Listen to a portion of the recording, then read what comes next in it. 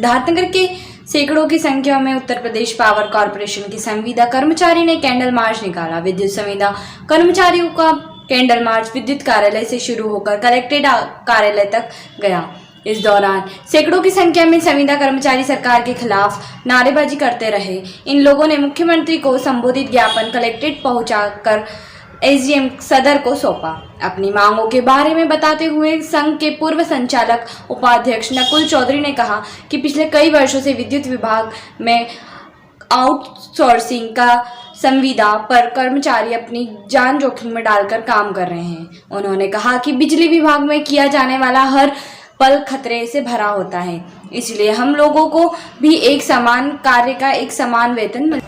हम लोग विगत कई वर्षों से कार्य कर रहे हैं और आउटसोर्स ही कर्मचारी पे काम कर रहे हैं। सबसे बड़ी दुखद बात यह है कि हम लोगों का जो कार्य है वो घातक प्रकार का कार्य है, लेकिन सरकार के उदासीनता के कारण हम लोगों का लेबर का अनुबंध किया जाता है और काम हमसे घातक प्रकार का लिया जाता है। हम लोगों की पहली मांग है कि समान कार्य का समान वेतन दिया जाए, क्योंकि उसी काम को जब सरकारी कर्मचारी करते हैं तो 28 से 30 हज़ार वेतनमान उनका होता है, लेकिन हम लोग 10,000 से 12,000, 11,000, 9,000 इसी तरीके से सरकार हम लोगों को वेतन दे रही है।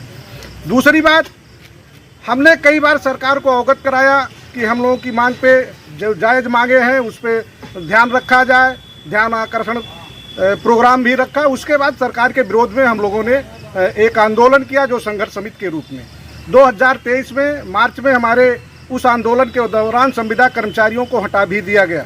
सरकार इस तरीके से द्वेषपूर्ण काम कर रही है। जब पूरे प्रदेश में समस्त संविदा कर्मचारियों ने हड़ताल किया था तो कुछ चंद कर्मचारियों को क्यों हटाया गया? सबसे बड़ी बात, अगर हटाना था उनको तो मैं उनसे निवेदन करता हूं कि जितने भी हमारे कर्मचारी सभी पावर हाउसों से धरने में शामिल थे, सभी कर्मचारियों को हटा दिए होते, हमें किसी बात का कोई कष्ट नहीं था। लेकिन ये एक शोषण और दमनकारी नीति के तहत कुछ कर्मचारियों को हटा करके ठेकेदारों के बल्ले बल्ले कराई गई है। यह सरकार केवल ठेकेदारों और पूंजीपतियों की है, न कि हम संविदा कर्मचारी। अगर मांगे नहीं पूरी होगी तो आगे की क्या रणनीति रहने वाली है आप लोगों की? देखिए, जैसा कि हमारा ये 5वें चरण का ध्यान आकर्षण के कार्यक्रम है, 6वें चरण में यदि सरकार हमारी बातें नहीं मानती है तो 6 तारीख से हम इको गार्डन आलमबाग लखनऊ में धरना करेंगे। पहले तो 6 तारीख को हम महापंचायत कर रहे हैं। उस महापंचायत के बाद भी अगर हमारी बातें नहीं मानी गई